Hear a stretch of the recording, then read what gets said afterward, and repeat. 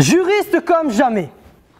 En voyant ce slogan, j'ai tout de suite compris à quel point l'image du juriste représente un idéal.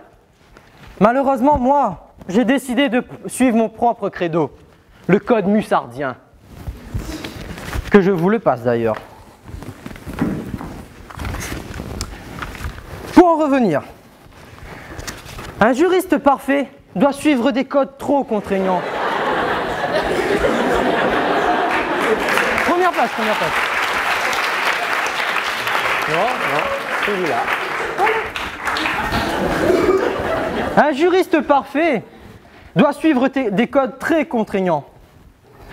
J'ai compris cela le jour d'un examen de droit du travail avec M. George Kelly.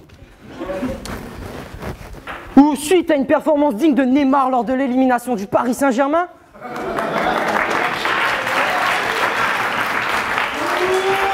ce monsieur me sort. Monsieur Mussard, vous êtes trop classe. Trop classe.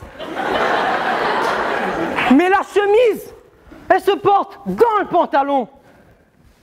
J'ai donné mon code. C'est mon droit. En gros, selon le code du juriste parfait, vous l'avez compris, un vrai juriste doit être l'équivalent d'un bail au pluriel. Il doit être beau.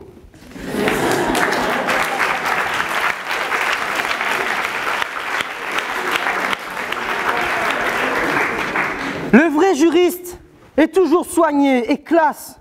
Le vrai juriste a toujours une vraie gueule d'ange. Sauf que son auréole, il ne la porte pas au-dessus de la tête, mais sous les aisselles.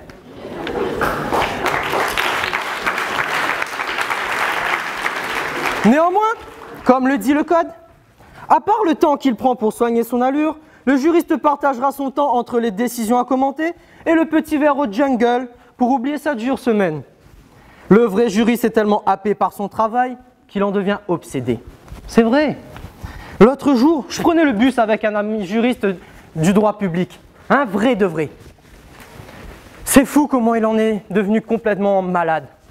Il en est devenu tellement malade que lorsqu'un passager a crié au chauffeur « à l'arrêt s'il vous plaît », tout de suite il a sorti son gaja pour vérifier si c'était une décision du tribunal administratif.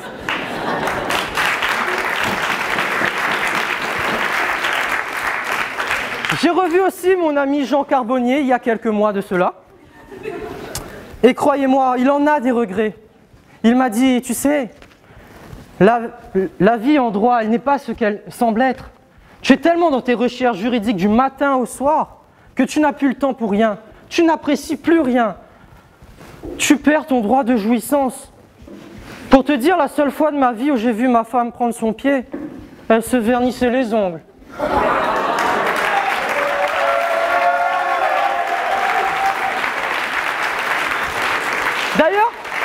D'ailleurs, ça me fait penser à une petite devinette. 3 femmes sont assises sur un banc et mangent une glace. La première la lèche, la seconde mord dedans et la troisième la suce.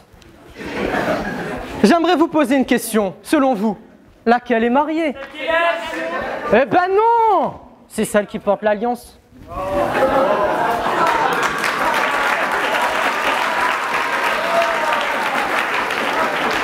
Vous voyez à travers cette devinette à quel point vous êtes pervers? Vous voyez à quel point vous l'êtes? Maintenant, imaginez que nous devenions obsédés par le travail. Nous n'aurons même pas le temps d'aller à ces pensées plaisantes.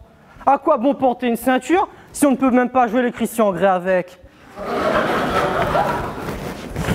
Travailler plus permet de gagner plus, me direz-vous.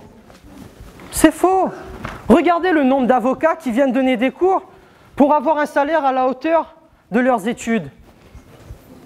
Vous vous rendez compte? Moi, j'en ai peur. Ça veut dire que je vais perdre tout ce temps et qu'un jour, je vais encore galérer. Je vais autant bosser pour galérer. En d'autres termes, on est comme l'équipe de France. On a beau avoir des champs, on n'aura pas 1 euro.